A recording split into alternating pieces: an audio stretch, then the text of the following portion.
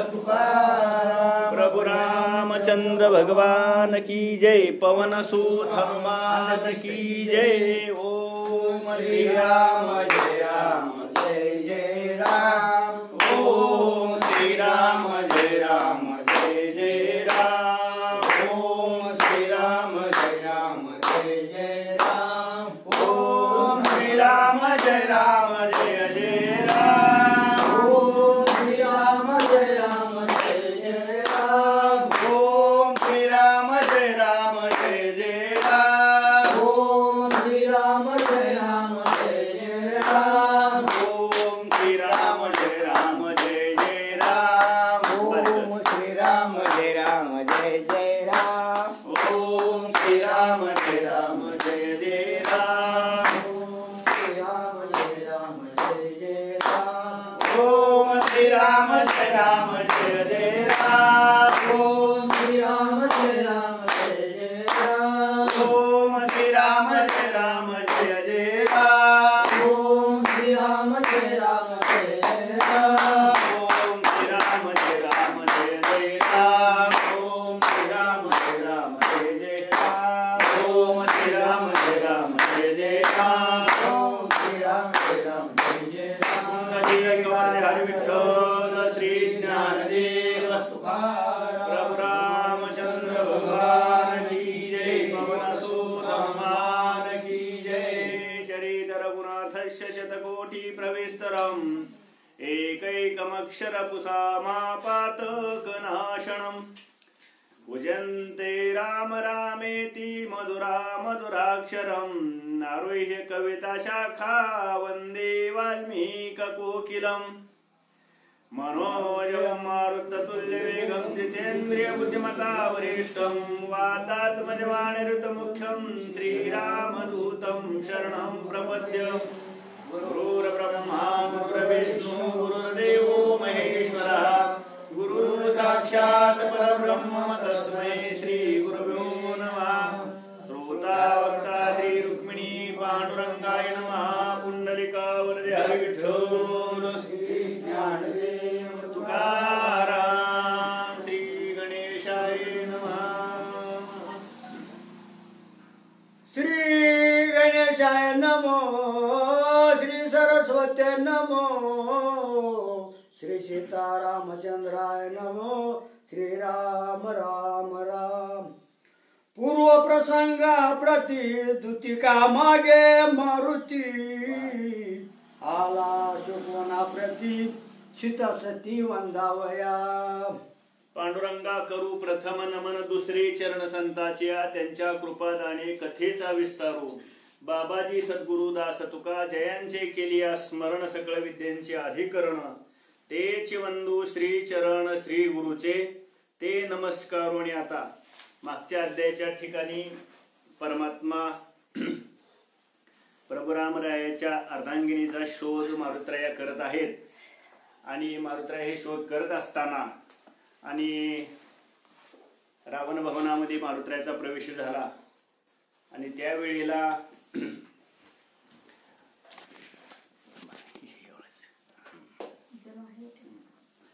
त्याच वेळेला मारुतरायाचा प्रवेश झाल्यानंतर मारुतरायांनी त्या दूतिकेचा आणि तो संवाद ऐकला आणि संवाद ऐकल्यानंतर मारुतराया त्या दूतिकेच्या पाठीमागे आणि निघाले। दूतिका पुढं मारुतराया पाठीमागं। माणसाला कुठल्या वेळेला कुणाच्या पाठीमागे जायची वेळ येते हे बघा। विवेक संपन्न असणारी मारुतराया आणि एवढे सर्वश्रेष्ठ असणारी मारुतराया सुद्धा त्या वेळेला सुद्धा त्या ठिकाणी एवढे संपन्न असणारे मारुतराया सुद्धा आपण म्हणत नाही का आडला नारायण धरी गाढवाचे पाय हो।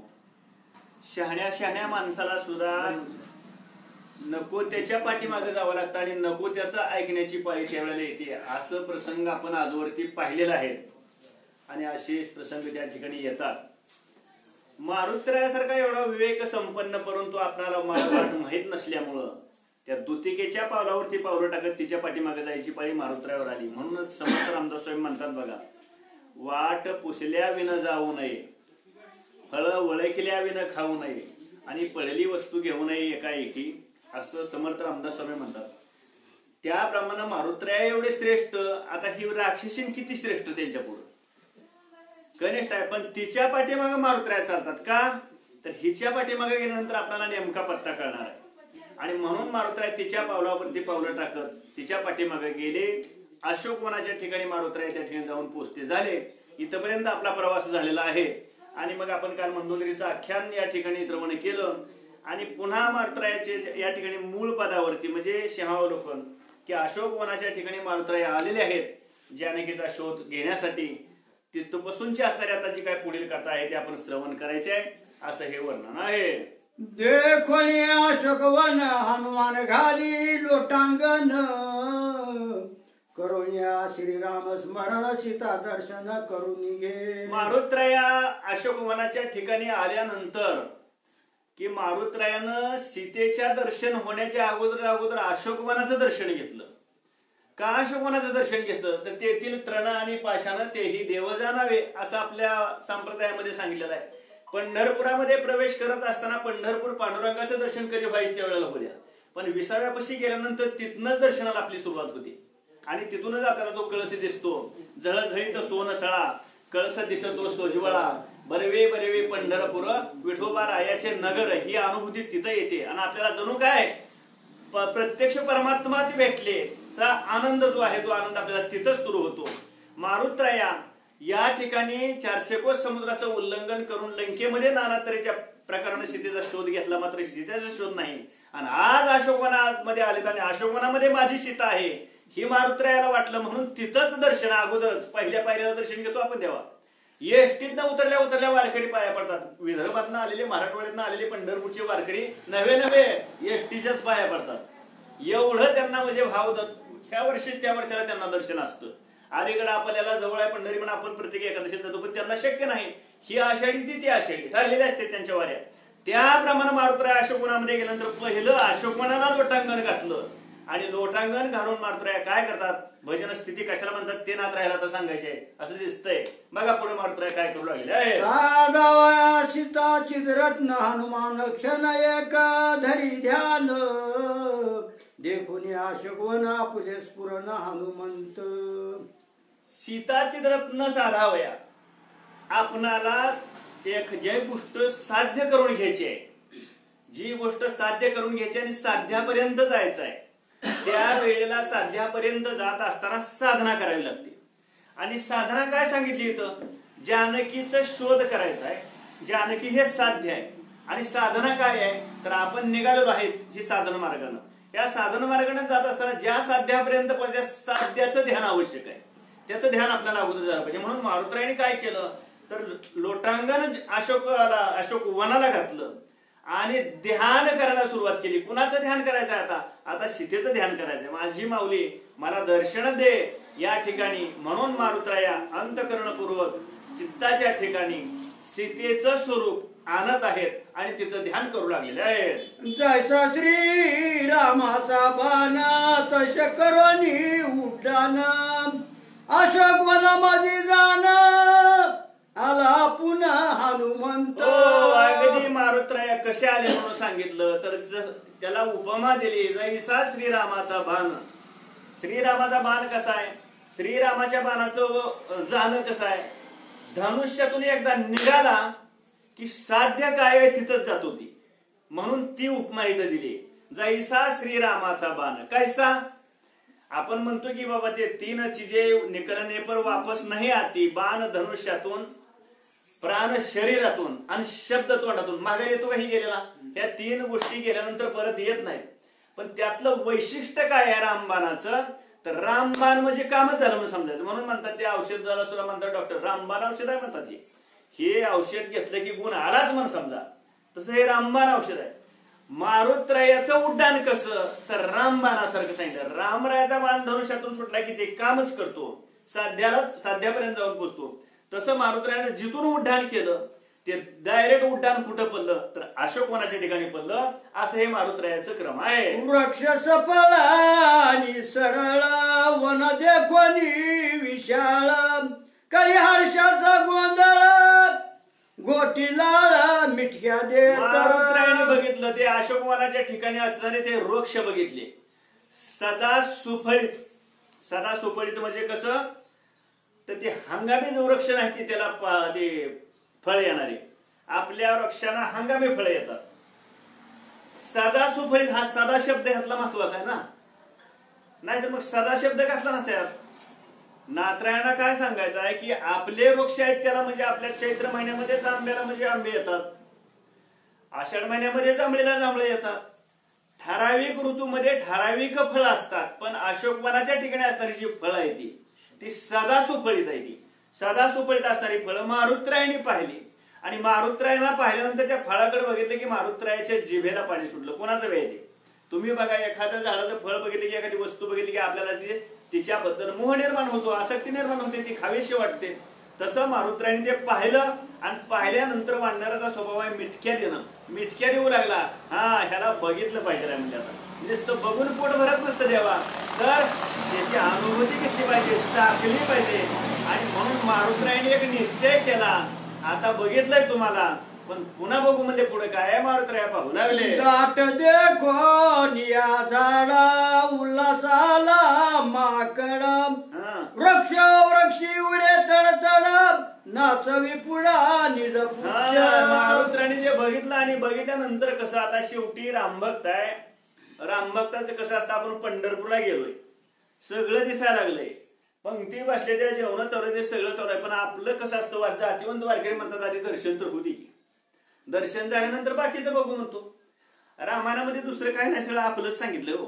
हे मारुतराया निमित्त आहे, सीता निमित्त आहे, सगळं आपल्याला आपण कसं वागावं हे त्याच्यामध्ये सांगितलंय. मारुतरायाने ह्या झाडावर त्या झाडावर त्या झाडावर या झाडावर उड्या मारायला सुरुवात केली, नाता फळाला नाही हात लावला देवा. हे महत्वाचं आहे. कारण निष्ठावंत वारकरी जे आहेत, निष्ठावंत भाव, भक्ताचा स्वधर्म निर्धार आहे, हे वर्म चुकवू नये. आपला काय निर्धार आहे, आपण पंढरीला गेलो तर पांडुरंगाचं दर्शन हा आपला पक्का निर्धार आहे. आणि मग नंतर फराळ आहे, नंतर पुढचा आहे. मारुतराया म्हणतात आपण आलोय कशासाठी, तर आपण आलोय जानकीसाठी. अगोदर सीतेचं दर्शन आणि नंतर ह्यांचं बघू. ह्या झाडावर त्या झाडावर मारुतराया उड्या मारू लागले. ग्रंथकर्ते वर्णन करतायत. सापडली श्रीरामाची कांता, फिटली आधी व्याधी चिंता, विचकोणी आणि जदाता दावी दैत्या वाकुल्या. त्याच वेळेला सापडली निज कांता, माझ्या स्वामीची असणारी जी कांता म्हणणारी माझी आई म्हणजे जी सीता आहे ती मला प्राप्त झाली. प्राप्त झाल्याचा अनुभव मारुतरायाला आला. अगदी तुम्ही म्हणताल कुठं त्यांचं दर्शन झालं का, कुठं त्यांची भेट झाली का, काय करत नाही. तुम्ही पंढरपूर मध्ये गेला ना, आता आमचं दर्शन होणारच, तिथं प्रश्नच नाही. असं एक मनाचा विश्वास असतो, आपला श्रद्धा असते. त्याप्रमाणे मारुतरायाला वाटू लागले की मला जानकी सापडली, प्राप्त झाली. आता याच्यानंतर पुन्हा हे जे आपल्याला वाकडं दाखवत आहेत, कोण हे फळ, याचं पुन्हा बघू. पण विशेष दात वाकडे करून जो स्वभाव आणणाऱ्यांचा काय स्वभाव असतो, तर ते कुणाला पाहिल्यानंतर असं दात तोंड विचकतात आणि त्यांना ते दाखवतात, वाकडं दाखवतात. तसं हे कुणाला वाकडं दाखवू लागले, तर हे सुरवरांना वाकडं दाखवू लागले. जे पाहतात त्यांना वाकडं दाखवू लागले. असं हे मारुतरायाने चालू केलं आहे. नारळे गडगडती घडे, हनुमान पाय तिकडे, पक खरजुरी देखून या पुढे, वेगी उडे गटका. मारुतरायाने पाहिलं ते नारळाची झाडं पाहिली. नारळाला मोठेचे मोठे नारळ लागलेले होते. खजुराची झाडं झाली. ती खजुरातला त्या ठिकाणी आलेलं फळ जे होतं ते परिपक्व झालेलं होतं, म्हणजे खाण्यायोग्य झालेलं होतं. मारुतरायाने त्या नारळाकडे पाहिलं, त्या खजुराच्या झाडाकडे पाहिलं, अन्य झाडं होती त्या सगळ्या झाडाकडे पाहू लागले. अवलोकन मारुतराया सगळ्याचं करत आहे. पिकले आंबे देखून तेत, हनुमान डोळे मिचकावीत, द्राक्षाचे घड लोंबत हलवितेत निज. मारुतरायाने बघितलं ते आंब्याची झाडं बघितली ना, आंब्याच्या झाडाला असं मोठ्याच्या मोठ्या असं आंबे अक्षर लोंबकळत होते आणि ते पाडाला आलेले होते. पाडाला आलेले आंबे मारुतरायाने बघितलं. द्राक्षाची झाडं बघितली, द्राक्षाच्या वेली बघितल्या त्या झाडावर चाललेल्या. त्या द्राक्षाचा असं घसच्या घस असं लोंबकळत होतं, मोठ्याच्या मोठं असं किलोचं घस असल्याने. मारुतरायाने बघितलं आणि बघून मारुतराया मनात निश्चय करतात, तुमचं बघतो म्हणले मी, आता नुसतं बघतोय, तुमचं नंतर बघतो. असं मारुतराया आपल्या मनामध्ये खूनगाठ बांधतायत. ही कोण म्हणताय, हे नाथ महाराज आपल्याला सांगतायत. मारुतरायांचं काय म्हणणं आहे, तुम्हाला बघतोय मी, पण खरं कधी बघणार आहे तुम्हाला, नंतर बघणार आहे म्हणले. कारण तुम्ही मला दर्शन दिलं म्हणजे आता काय नाही म्हणले, ते आहेच म्हणले, आपलं आता जमलंय सगळं. मारुतराया पाहून अनेक असणाऱ्या झाडांमध्ये फळांचं निरीक्षण करत आहे. मातुलिंगी आणि नारंगी जे कोणी हनुमान नाचे रंगी, माझे जात सौभाग्य भागी फळा लागी करंडावया. मारुतराय म्हणतात ते मातुलिंगी असणारं फळ पाहिलं, अनेक प्रकारचे फळं पाहिले आणि मग सांगितलं. मारुतरायाच्या दाताला पाणी सुटलंय म्हणले, बाबा तुम्ही भाग्यवान आहो म्हणले, काय का असं म्हणले, हाय तुमच्या भाग्यामध्ये ही गोष्ट. आणि म्हणल्यानंतर माणूस म्हणतो की ते म्हणले की हिथं मुख्य जेवण कुणाला द्यायचं असतं, मुख्य अगोदर जेवण कोण करतं, दाताला अगोदर जेवण द्यायचं असते, द्विजाला. द्विज म्हणजे दात, ज्याचा जन्म 2 वेळा होतो त्याला द्विज म्हणतात. ब्राह्मणाचा जन्म 2 वेळा होतो, आईच्या उदरातून एकदा होतो आणि मौजी बंधन केल्यानंतर एकदा होतो, असं 2दा जन्म सांगितलाय. हे 16 संस्कारामधले संस्कार आहेत त्यातलं, पण हे द्विज म्हणजे ह्या ब्राह्मणाचा दुसरा जन्म आहे. मारुतराया म्हणतात द्विज म्हणजे हे दात आहेत ना मुखातले, तुम्हाला जेवण द्यायचं म्हणजे हे तुमच्यासाठीच आहे सगळं म्हणले, पण थोडं थांबायचं आहे.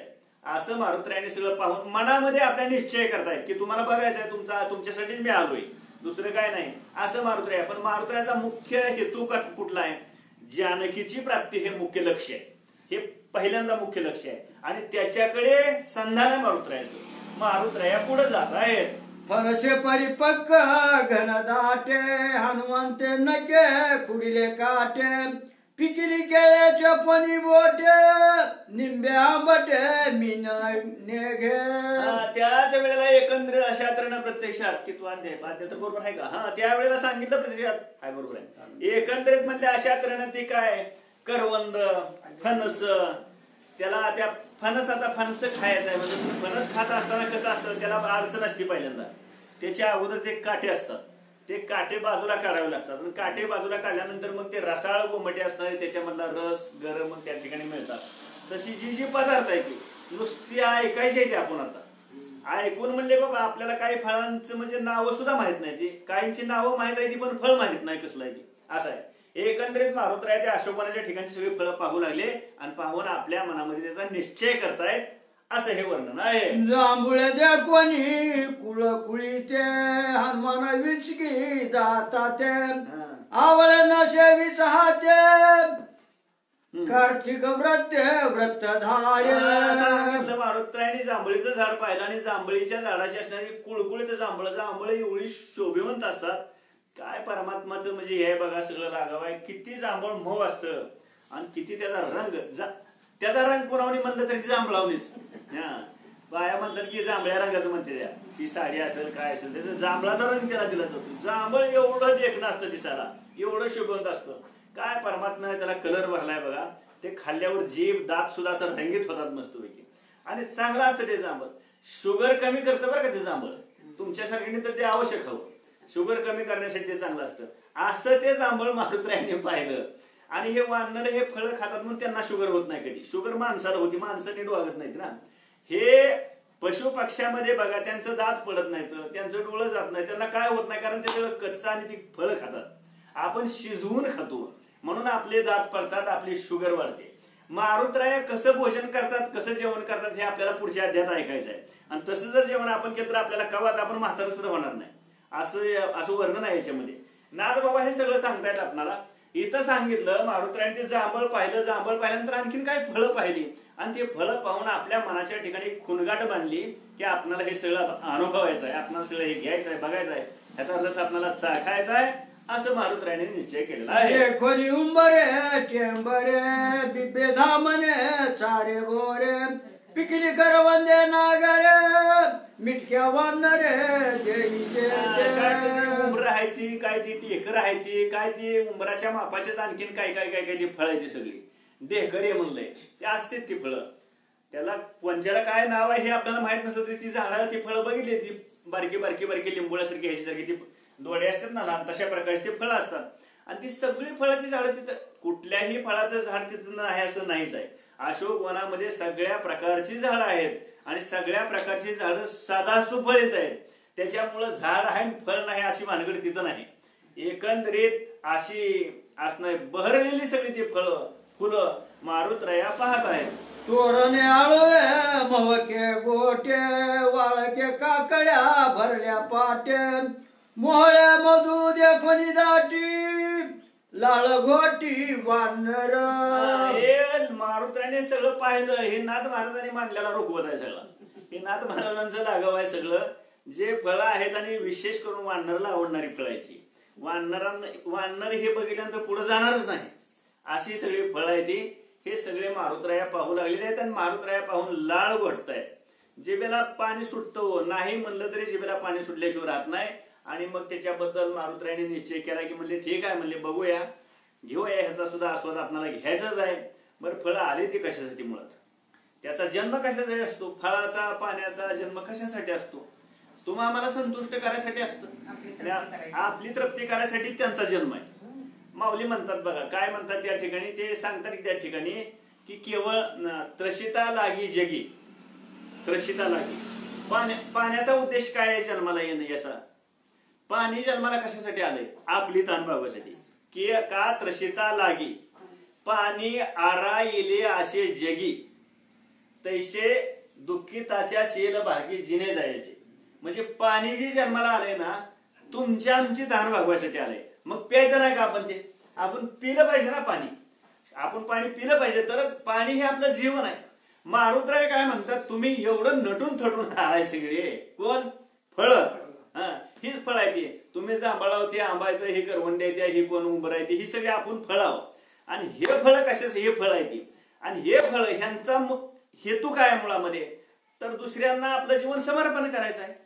हा हेतू मुळामध्ये असतो. एकदा ती परिपक्व दशेला आली की त्यांच्यातलं जे सगळं असणारं मागचं नाहीच होतं आणि गोड होते. गोड झाल्यानंतर खाण्याची होते म्हणतात गोऱ्या म्हणतात ना पिकले या सेंद कडूपण गेले आणि तैसे आम्हा केले नारायणे. आपल्यातला कडूपण एकदा गेला की आपलं जीवन गोड होतं आणि आपलं जीवन परमार्थ रूपी गोड झालं की परमात्माला ते सेव्य होतं आणि मग परमात्मा अशाच फळाचा स्वीकार करतो. त्याप्रमाणे ही जी फळं आहे ती त्या सगळ्या फळांचा स्वीकार या ठिकाणी आता मारुतराय करणार आहेत.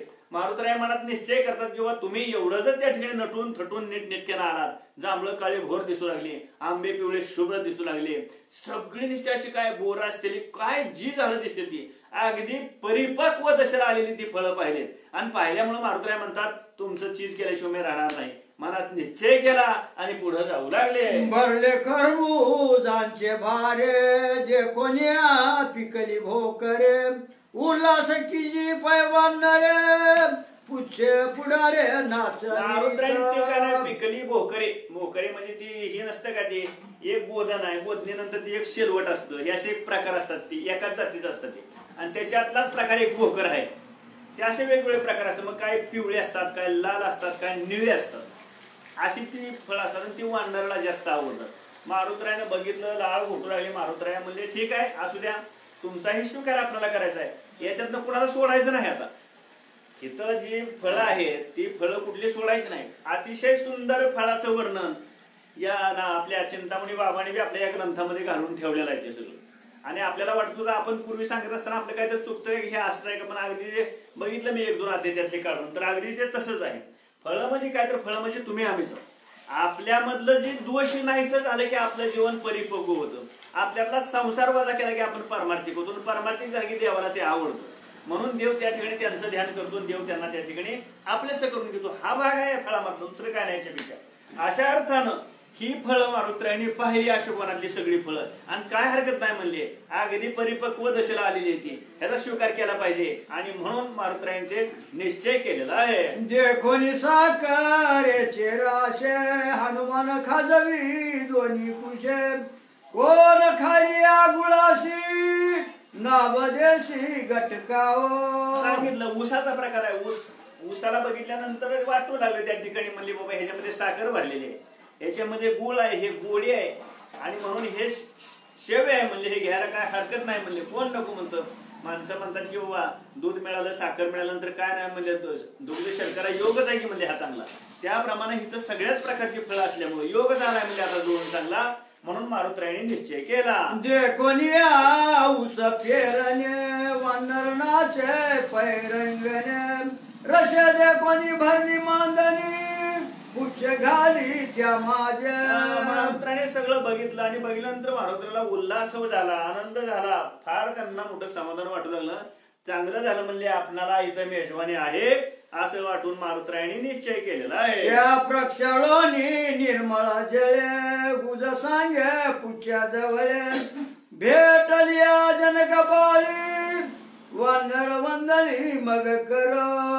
शेपटी मारुत्रायाकडे बघते, मारुत्राया शेपटीकडे बघतायत. हा आलं लक्षात आलं. त्या ठिकाणी दिसण्याचा दोष आहे तो त्यांच्या.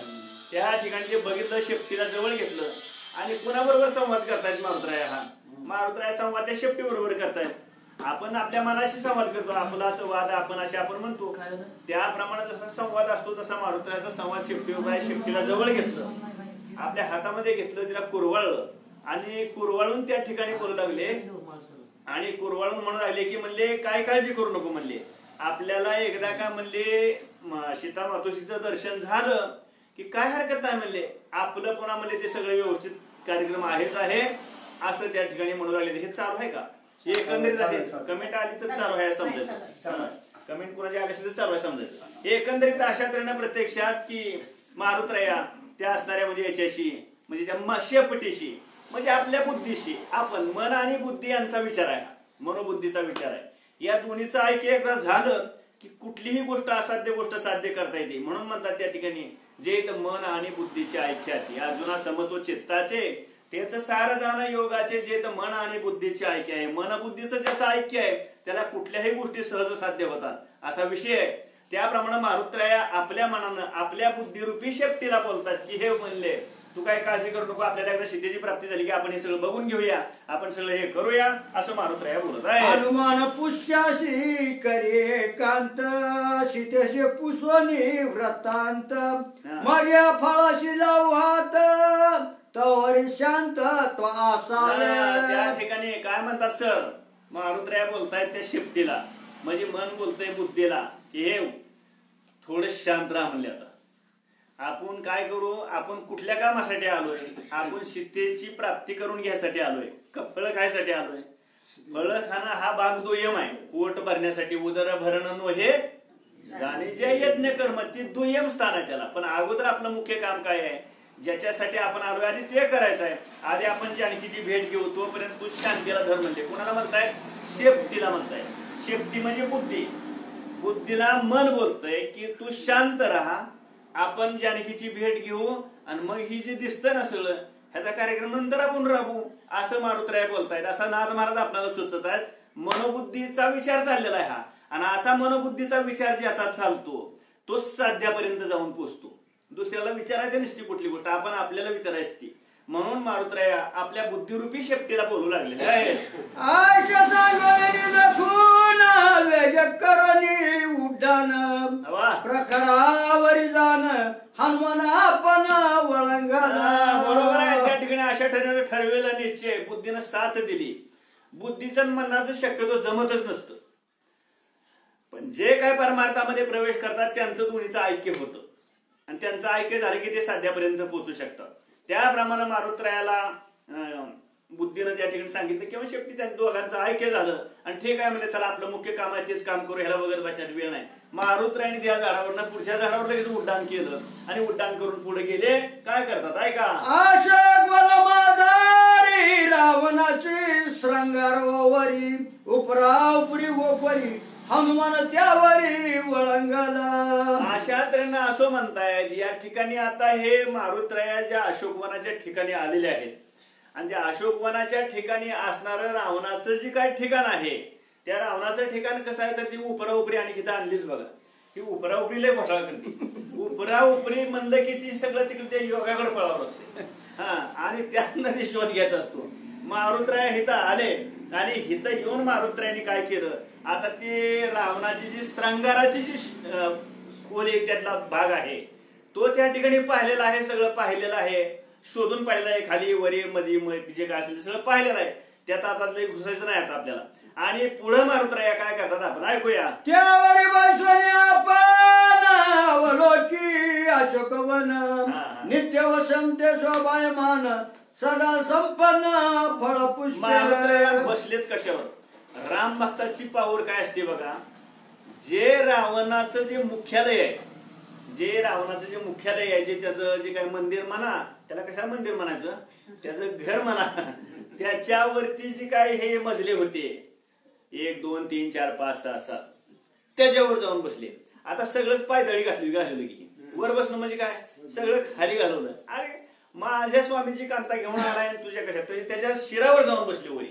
आणि तिथं जाऊन बसून सगळीकडे नजर टाकली, सगळ्या बाजूला नजर टाकल्यावर असं हिरवं गार ते असणारं अशोकवन सगळं दिसलं. सगळी झाडं ही फळा फुलांना सगळी लगडलेली, सगळे सौंदर्य पाहिलं.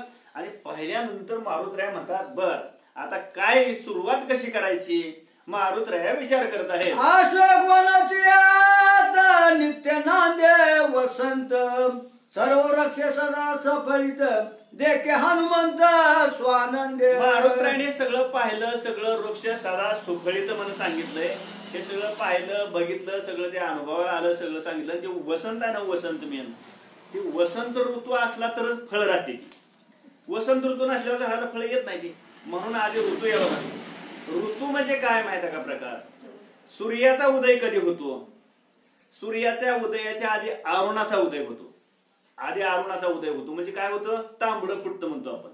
आणि तांबडं फुटल्यानंतर मग सूर्याचं किरण हळूहळू ते प्रकाशित यायला सुरुवात होतं. ही अशी त्याची पद्धत असते.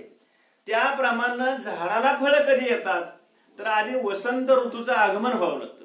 वसंत ऋतूचं आगमन कधी होतं माहिती आहे का, दीपावलीच्या वेळेला होतं.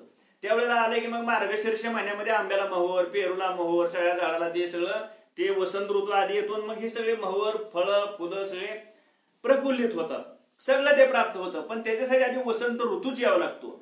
आणि ती वसंत ऋतू ही तर जातच नव्हता, यायचा प्रश्नच नाही. कुठं, अशोकवनामध्ये. कसा, ज्ञानोबा एक प्रमाण देतात बघा, जेवी ऋतुपतीचे द्वार, ऐका आता नीट ओ सर, जेवी ऋतुपतीचे द्वार वनश्री निरंतर, हाय का नाही, माऊली जो आहे, ओळगे फळभार लावण्यशी, ऐका, ओळगे फळभार लावण्यशी. ज्ञानोबराय बोलतात की ऋतुपतीच्या दारामध्ये वनश्री निरंतरच असते.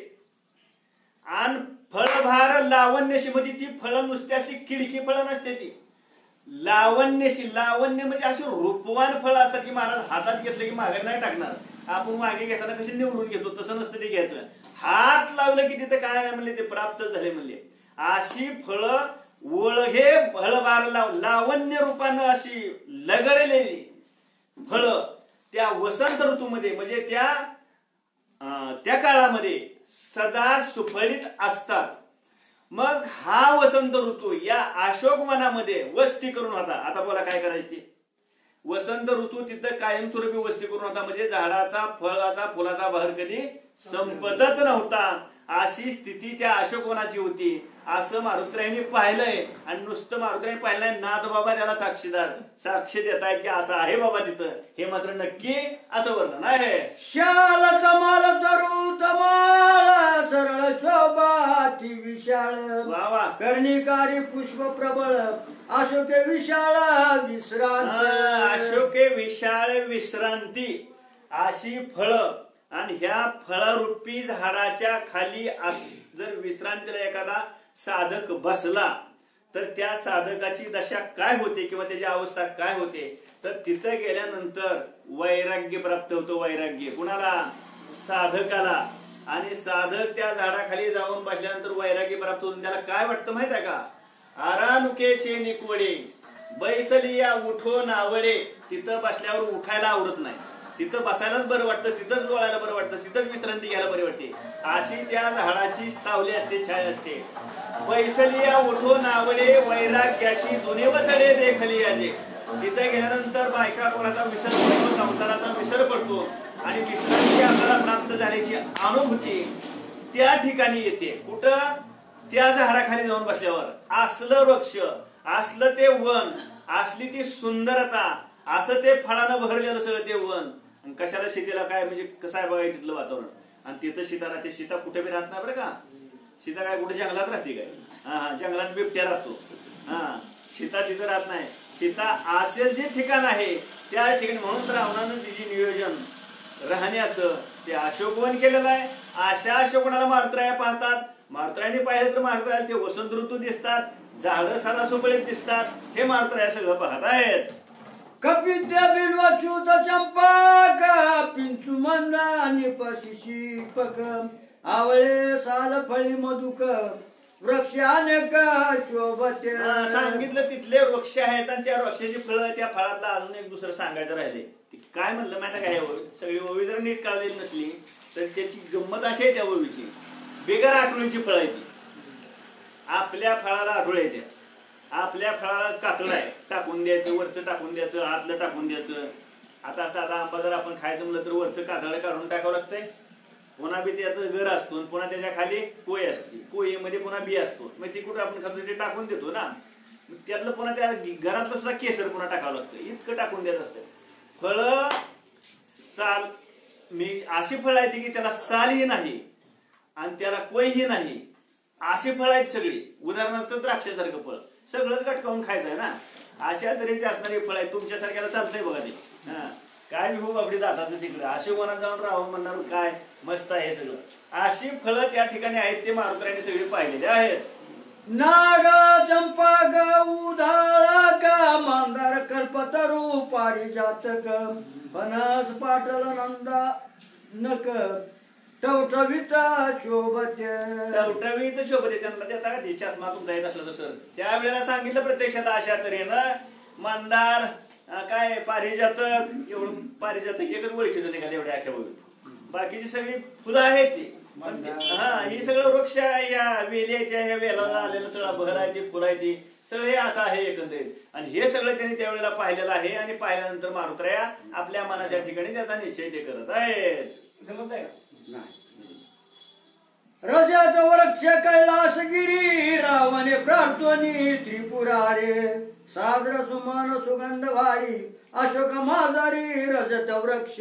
रजत नावाचा वृक्ष आहे. रजत रज म्हणजे सोनं, सोन्यासारख्या रंगाचं असणारं पिवळं शुभ्र ते झाड आहे आणि ते आणलंय. तुम्ही म्हणताल ही यानं कुठनं आणलं, ह्याला कुठे ह्याचं बी मिळालं, काय नाही, ह्यानं बी फी कुठलं नाही आणलं, ही कोणाच्या नर्सरीत नाही हुडकायला गेला. ह्यानं काय केलं, कैलासाला गेल्यावर तिथं दिसलं, तिथं दिसल्यावर मला तुला कशाला पाहिजे, माझ्या बागेत मला न्यायचं आहे म्हणून त्या कैलासामधलं ते झाड उठलेलं त्यानं आणि तिथं आणून हे अशोकवनात आणून लावलं.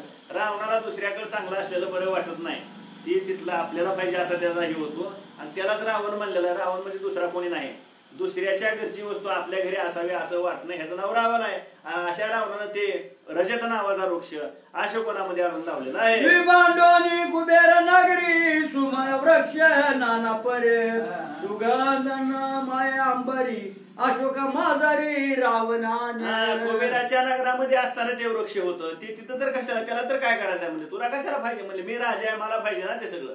म्हणून तिथनं बी त्या ठिकाणी असणारे ते तसले काय वृक्ष होते, वेली फुलाचे होते, सुगंध सगळीकडे आकाशा पुकळीमध्ये दरवळत होता. असं ते सुगंधित असणारं सगळं वृक्ष त्यांना आणून आपल्याच नगरीमध्ये म्हणजे अशोकवनामध्ये लावलेलं होते असं वर्णन आहे. यज्ञराकीचा सुगंधीने सादर सुवर्ण कमलीने रावणे आणल्या हिरोनी अशोकवनी घमघमित. हिरोनी म्हटलं, हिरोनी म्हणजे ती काय त्या आणलेल्या काय कमळीने ही ती सुगंधित यज्ञाच्या ठिकाणी असं सुगंधित लागतो. मग आपण सुगंध नाव का ते धूप लावतो तसलं धूप दीप काय लावते ती ऊद घाला म्हणते, ती ऊद घालून सगळा धूर करायचा. म्हणजे डास जाय पाय करते ती का वाशी पाय करते ती पुन्हा ठाव. एकंदरीत ते करून सगळं वातावरण पवित्र बनवायचं असते ना, सुगंधित करायचं असते. मग त्याच्यासाठी जी काय ऊद ही ज्याच्यापासून ते तयार होतो, ऊद कापूरची कासल कशाला म्हणले असलं आणि बसायचं असलं रेडीमेड, जिवंत तसली झाडं तिथं आणून लावायची. म्हणून तसली सुगंधित असणारी झाडं, ज्या झाडाचा वास येतो तशी झाडं, सुगंधित झाडं अशोकवनामध्ये आणून लावलेली आहेत. मारुतराय ते पाहत आहेत.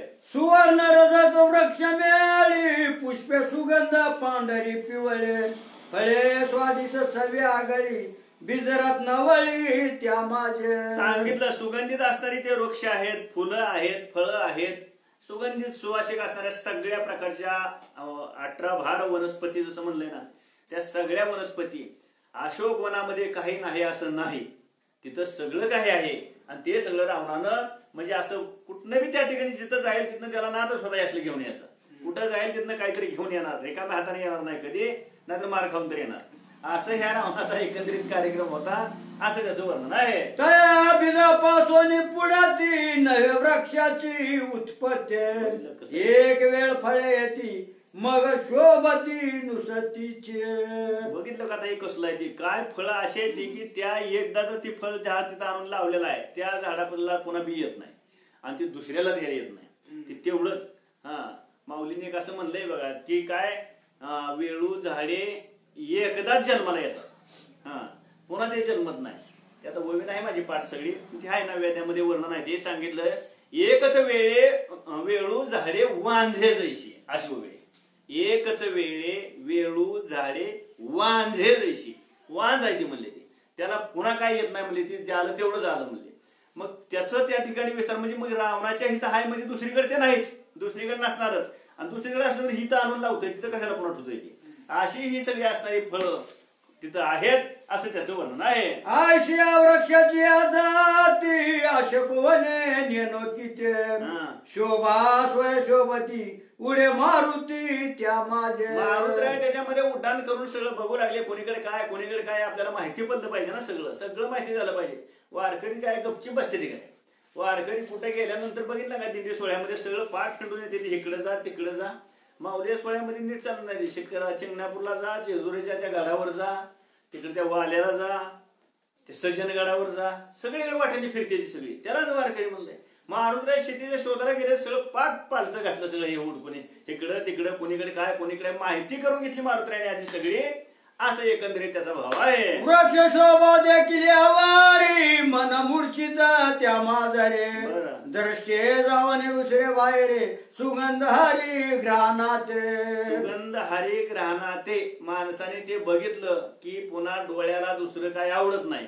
नाकानं जो वास नाकाला आला, त्या नाकाला दुसरीकडे काय आवडत नाही, त्याला तिथंच मूर्छना येते आणि त्याला कुणीकडे जावं असं वाटत नाही. येथून मगात म्हणूनच ते प्रमाण दिलं, येथून बैसली या उठून आवडी बसल्यानंतर तिथं उठाय आवडत नाही.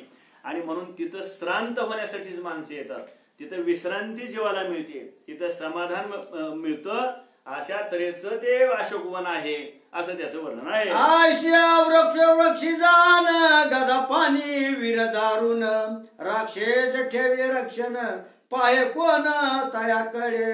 हा, रावणानं काय केलं मग, ही जे असं आपलं वन आहे, ह्या वनाकडे जर कोणी आलं तर म्हणले ती प्रत्येकाला त्याला हव्यास निर्माण होईल. मग इथली काय चोरी झाली नाही पाहिजे, इथं कोणी आलं नाही पाहिजे. मग काय केलं होतं त्यानं, तिथं वॉचमन ठेवलेले होते, राक्षस ठेवले होते रक्षणासाठी. जागोजागी सगळा चौगुंड असा कडा पहारा, आपल्या जसं आता त्या चीनच्या पाकिस्तानच्या सीमेवर कसा खडा पहारा आणि हाताच्या बंदुके घेऊन सगळी उभा असेल, असं करूनच उभा राहिलेली. ते असं खाली सुद्धा बघायचं नाही. त्याची पाळी झाली की दुसरा उभारतो, दुसरी पाळी झाली तिसरा, असे हिथून तिथून सगळं सीमेच्या कडेने सैन्य उभा आहे. तसं ह्या अशोकवनाच्या कडे सगळं सैन्य रावणानं असं उभा केलं होतं. एक तर ह्याची लंका बेटात समुद्रात आहे, कोण तिथं जातं, जायला वाट बी नाही कुठनं. पण तरी सुद्धा काय सांगावं म्हणजे कोणी आकाशातनं आलं कुठनं आलं. म्हणून त्या अशोकवनाला सगळ्या बाजूने खडा पहारा या राक्षसांचा आहे, असं ते वन त्या ठिकाणी आहे म्हणून सांगत आहे. दुर्धर वृक्ष माझारी हनुमान सोयीचा किडा करे, राक्षस बाळाची थोरी तृणावरी गणिना. मारुतीला काय राक्षस काय कोण काय काय ह्याला काय वाटतं. आता आपल्या गावामध्ये ह्या तर वानर येतात, जी वानर काय बारक्या लेकराला भेटते काय, त्यांची गमत करीत बसते. ह्याने किती बी दगड हाणते, ह्यांची दगड त्याच्यामधून जात नाही ती, अशी ती वर बसते ती. त्यांचं म्हणजे मूळ हे असते. आणि सगळी लेकरं गोळा झाले की पुन्हा जागा सोडते, दुसरीकडे जाते ती, हे उर्रे करत सगळे लेकरपणा.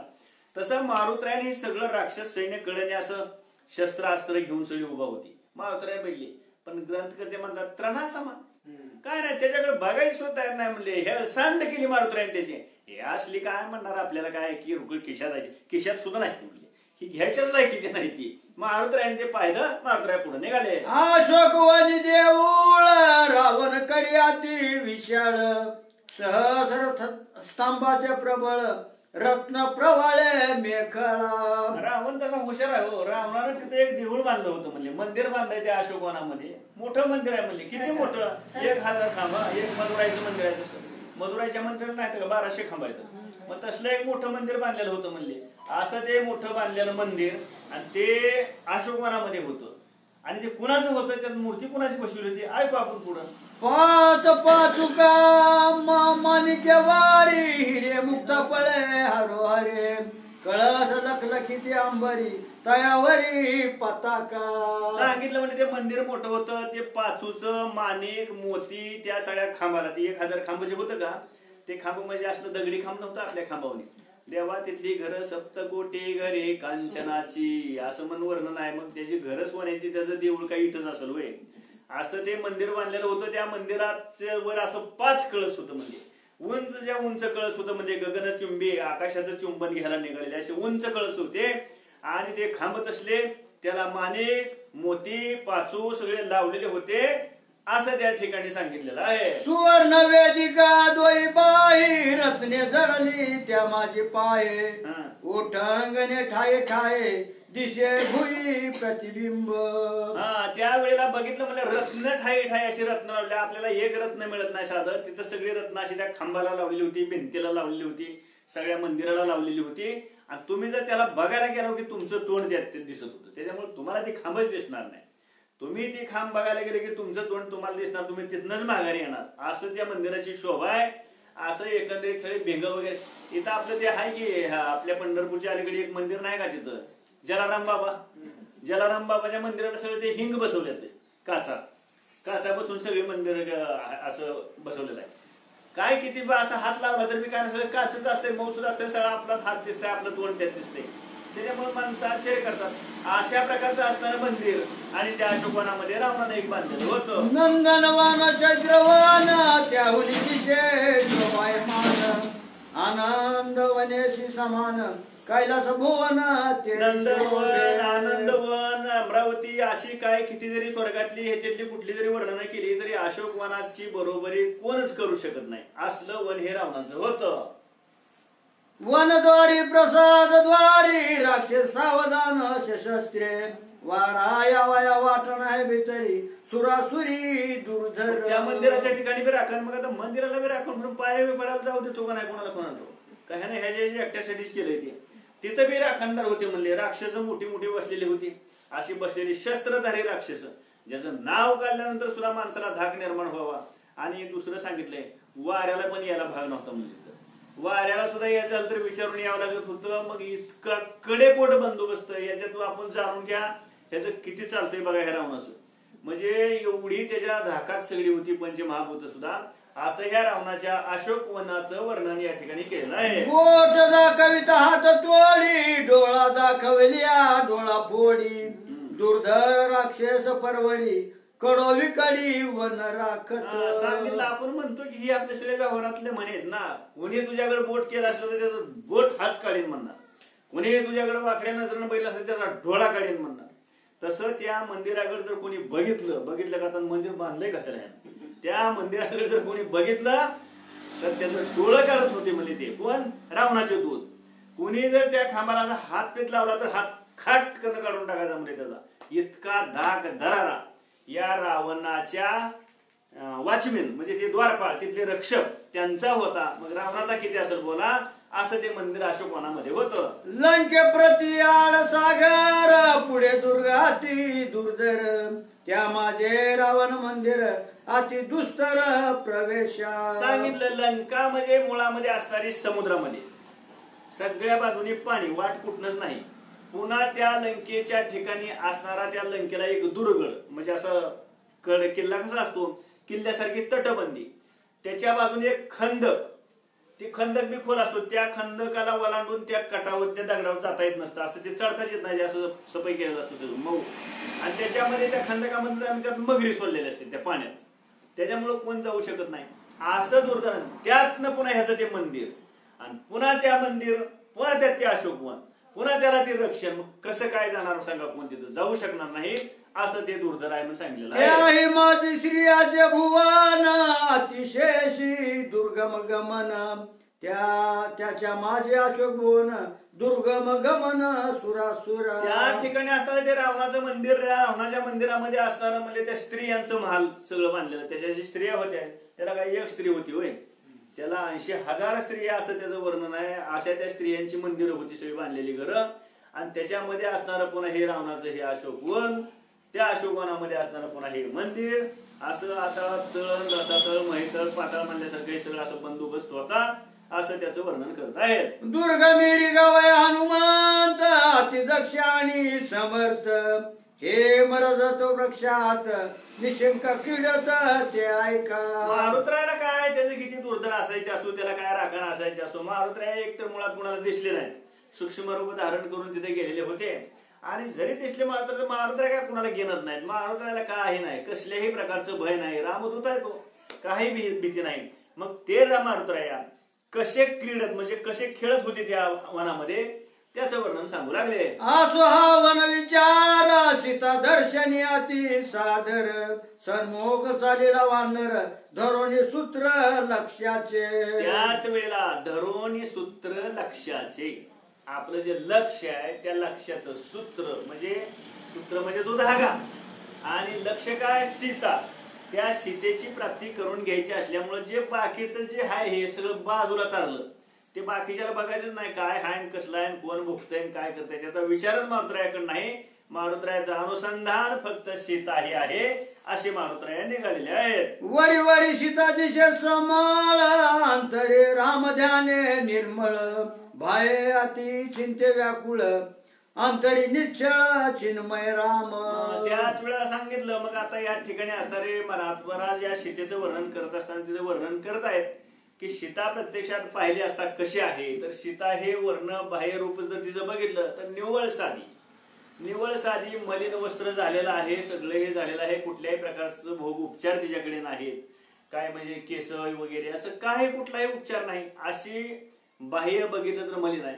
आणि आतून सीतेचं जर वर्णन पाहिलं तर आतनं प्रभू रामरायाच्या नामस्मरणानं नुसती शांत आहे. रामनामाचं स्मरण ते चाललंय. त्याच्यामुळे तिला बाहेर काय चाललंय, बाहेरची स्थिती काय याचा विचार केला नाही. रामभक्ताचं कसं असतं, रामभक्ताची जर लक्षण आपण पाहिली म्हणजे लय चेहऱ्याने दिसते. म्हणजे ते कपडे काय गुंडी सुद्धा नीट लावत नाही, खालवर गुंड्या लावतोय. म्हणजे बुका कुठे लिहावा, गष्टीवर कुठे लिहावा काहीच कळत नाही. म्हणजे कुठे बी येतंय कसं बी गिरी बळतंय. तर त्याच्याशी त्या रामभक्ताचा संबंध नसतो. त्याचा संबंध असतो ती त्याचं हृदय कसं आहे, त्याच्या हृदयामध्ये काय आहे, ती काय म्हणजे त्याचं चाललेलं आहे हे खरं महत्वाचं असतं. त्याप्रमाणे इथं सीता जरी दिसायला सामान्य दिसत असेल, साधी दिसत असेल, मलिन वस्त्रावर एक वस्त्रावर दिसत असली तरी ती दिसणं हे खरंच आहे. पण अंतकरणामध्ये मात्र ते प्रभू रामरायाशी अगदी एक रूप झाली आहे, रामापासून भिन्न झाली आहे. इतकी रामरायाच्या नामाला म्हणजे लगडलेले आहे, चिटकलेले आहे अशी ती सीता आहे असं तिचं वर्णन ते आता करू लागले आहेत. एक तास झाला बरोबर. हा वाचा एक बोल. बाह्य उपवासी दिसत अंतरे परमानंदे तृप्त बाह्य दिशे बंदी प्राप्त अति निर्मुक्त चहुदे. आणि म्हणून सांगितलं या ठिकाणी बाह्य बघितलं तर काय नाही म्हणले, सगळे म्हणजे असे दिसते म्हणले बंधनामध्ये रावणाचे आहे असं बाहेरनं दिसतंय. पण आतून पाहिला असता ती मुक्तच आहे म्हणले. तिला कुणाचं बंधन आहे म्हणले, तिला कुठल्या देहाचं सुद्धा बंधन नाही म्हणले. चारी देहाच्या पलीकडे असणारी तिची अवस्था आहे. तिला कुठं देह आहे तर देहही नाही ना शरीर नाही ना कुठलं काहीच नाही काय नाही असं तिचं लक्षण आहे मुळामध्ये. पण असं बघायला गेल्यानंतर मात्र ती रावणानं तिला आणलेला आहे, अशोकाने ठेवलेली आहे, ती बसलेली आहे, दुःख करते आहे, चिंताक्रांत आहे असं बाहेरनं बघितलं तर दिसतंय. वास्तविक राम भक्त बाहेरनं कसे जरी दिसत असले तर आतून इतके ते तृप्त असतात की काय त्यांना तृप्तीची ढेकर आलेली असते. अगदी ती सदा सरोवरित आनंदामध्ये डुलत असतात अशी त्यांची स्थिती असते असं त्याचं वर्णन आहे. बाह्य रोडाने दिशे काष्ट अंतरी राम नामे दष्टपुष्ट बाह्य राक्षसा मानी दुष्ट अंतरी निर्दुष्ट आत्मा माने. रामभक्तांच्या चरणावरती नतमस्तक होऊन सीतेचं असणारं बाहेरलं अंग आणि आतलं अंग याचं वर्णन त्या ठिकाणी नाथमाऊली सांगू लागलेले की बाहेरून जर त्या ठिकाणी सीतेला पाहिलं तर अगदी वाळलेल्या लाकडासारखं त्या ठिकाणी दिसतंय. पण अंतःकरणातून जर पाहिलं तर ती किती दष्टपुष्ट आहे याचा अंत सुद्धा या ठिकाणी करता येणार नाही. कारण का बाहेरनं ते वाळलेले जरी असले तरी त्यांची जी काय ताकद आहे ती दष्टपुष्ट आत नाही असं सांगितलं. याचं कारण आहे नामस्मरण या गोष्टीला कारण आहे.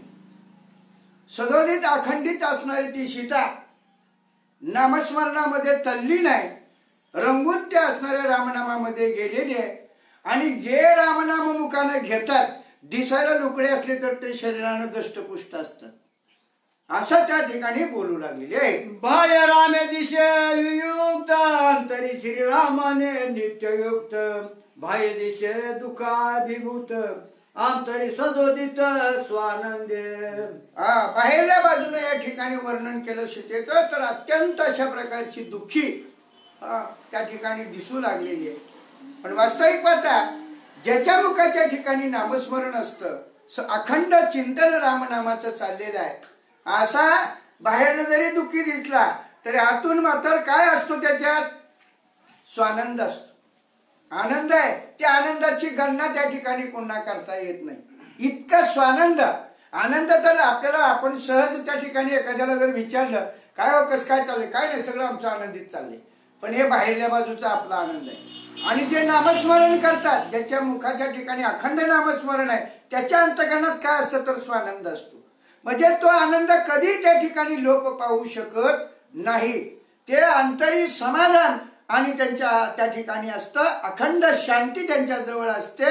अशा प्रकारचं ती दिसायला सीता दिसू लागलेली आहे. बाह्य दिशे नदीन अंतरी दिशे सुप्रसन्न बाह्य दिशे अतिखिन्न अंतरी चैतन्य चिन्ह मात्र ज्योते. अंतःकरणाच्या ठिकाणी चैतन्यानं परिपूर्ण अशा प्रकारचं आणि ती सीता त्या ठिकाणी भरलेली आहे. आणि बाहेरच्या बाजूनं पाहिलं तर सीतेचं सगळं काही पाहण्याची जी क्रिया बाहेरच्या बाजूची ती अत्यंत दुःखी अशा प्रकारची त्या ठिकाणी दिसू लागलेली आहे. कारण बाहेरच्या बाजूनं दुःखी जरी असले तर अंतःकरणानं ते अत्यंत सुखी असतात. याचं कारण आहे रामनामस्मरण. रामनामस्मरण मुखानं घेणं आणि मुखानं घेतलेलं रामनामस्मरण अंतःकरणाच्या ठिकाणी ते त्या ठिकाणी साठवून ठेवणं म्हणजेच चित्त चैतन्याच्या ठिकाणी असल्यामुळं चैतन्य त्या ठिकाणी जागृती त्या ठिकाणी होत असतं आणि बाहेरलं मात्र ते त्या ठिकाणी लोप पावतं. अशा प्रकारचं बोलत आहे. बाह्य दिशे लंकेने परिती रामापासून नाही जळले बाह्य दिशे कोमे झाली अंतर टवटविली श्रीरामे. अंतरी टवटवली श्रीरामे. बाहेरल्या बाजूनं आपण असं पाहिलं तर सीता ही त्या ठिकाणी रावणानं नेली असं आपण बाहेरल्या बाजूनं त्या ठिकाणी लक्षात येतं. आणि खऱ्या अर्थानं जे रामभक्त असतात ज्याची अध्यात्मापर्यंत त्या ठिकाणी ताकद वाढलेली आहे अध्यात्माची ज्ञान त्या ठिकाणी त्या रामभक्ताचं वाढलेलं आहे असे ज्ञानी सत्पुरुष महापुरुष त्या ठिकाणी सीता नेली कवाच म्हणत नाही. म्हणायचं कारणच येत नाही. कारण का आपण अज्ञानामुळे त्या ठिकाणी रावणाबरोबर सीता गेली म्हणतो. वास्तविक पाहता रावणाबरोबर सीता गेलेली नाही. मग ती कुठं आहे तर आम्हाजवळच त्या ठिकाणी असणारी सीता. राम वेगळा आणि सीता वेगळा असं कधी त्या ठिकाणी होऊ शकत नाही. कारण मी मागे एकदा या ठिकाणी सांगितलं होतं की पुरुष या तत्वामध्ये असणारा आत्मा आहे आणि स्त्री या तत्वामध्ये असणारी प्रकृती आहे. मग आत्मा प्रकृतीला सोडून जर गेला म्हणावं कधी जातच नाही नाही का. आणि प्रकृतीचा नाश आहे पण आत्म्याचा त्या ठिकाणी शाश्वत असल्यामुळे त्याचा कधी त्या ठिकाणी नाश होत नाही. आणि प्रकृती ना आत्मा हे संबंधित असल्याशिवाय राम म्हणताच येत नाही.